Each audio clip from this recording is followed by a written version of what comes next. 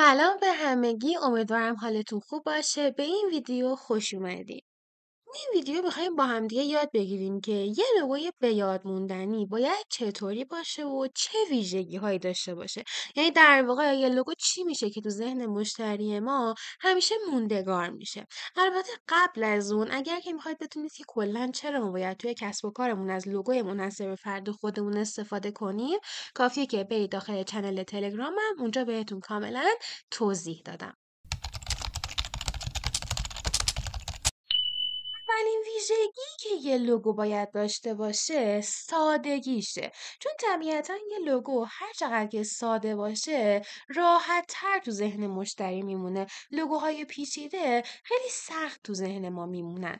مثلا نمونه ای از لوگوهای ساده میتونیم به لوگو مثلا اپل اشاره کنیم.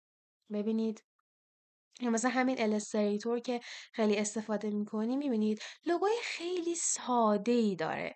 نگاه کنید الان مثلا قطعا شما حالا این لوگوها رو با یک بار دیدن به راحتی تو ذهنتون میمونه، ولی لوگو هر چقدر که سخت‌تر باشه واقعا موندگاریش تو ذهن شما سخت‌تره. مثلا نگاه کنید لوگو توییتر، گوگل، سامسونگ، اینا یه لوگوهای خیلی ساده و همچنین به یاد موندنی هستن. مورد بعدی معنادار بودن لوگو ماه.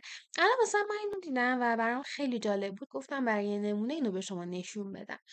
ببینید این مثلا برای ماکارونیه و همونطور که می‌بینید اومده یه چنگال درست کرده، اسمش رناتو هست. بعد اومده این رناتو رو توی این چنگال شبیه به ماکارون درست کرده. ببینید اینم تو و این یه لوگوی معنادار و خیلی قشنگی. یعنی واقعا اینو ببینید خیلی مثلا تو ذهنتون میمونه و به نظر من خیلی لوگوی قشنگی. یکی دیگه از ویژگی‌هایی که در مورد لوگوها ما باید بهش توجه داشته باشیم اینه که لوگو ما باید با همه شرایط مطابقت داشته باشه. مثلا چه میخوایم روی پروفایل اینستامون بذاریم، مثلا چه میخوایم رو محصولمون، چه رو کارت ویزیتمون، چه روی بیلبورد اصلا اونو بزنیم بهش بخوره. یعنی مثلا اینجوری نباشه که حالا رو کارت ویزیت قشنگ باشه ولی رو بیلبورد نمایی نداشته باشه، یا مثلا رو محصول خوب نشه. الان برای مثلا اینجا کوکاکولا رو می‌بینیم که هم روی محصولاتش قشنگه و اون نماشو داره، هم مثلا حالا برای مثال اومده اینجا رو بیلبوردش رو نشون داده که باز هم اون نما و قشنگی خودش رو داره. مثلا اینو می‌تونیم ببینیم که باز هم قشنگه. و البته رنگ‌هایی هم که ما انتخاب می‌کنیم میتونه کمک کنه تا لوگوهای به یاد موندنی تری داشته باشیم. مثلا رنگ قرمز معمولاً انرژی و هیجان رو به همراه داره، یا مثلا لوگوهای آبی رنگ حس اعتماد و آرامش رو داره. آخرین مورد و به نظر من مهمترینشون تداوم استفاده از اون لوگوه.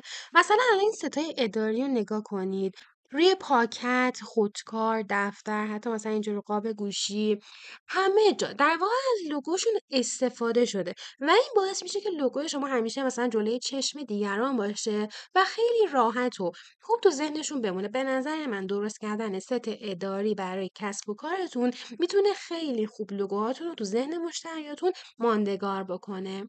مرسی که تا انتهای این ویدیو رو نگاه کردید. امیدوارم که این صحبت ها براتون مفید بوده باشه.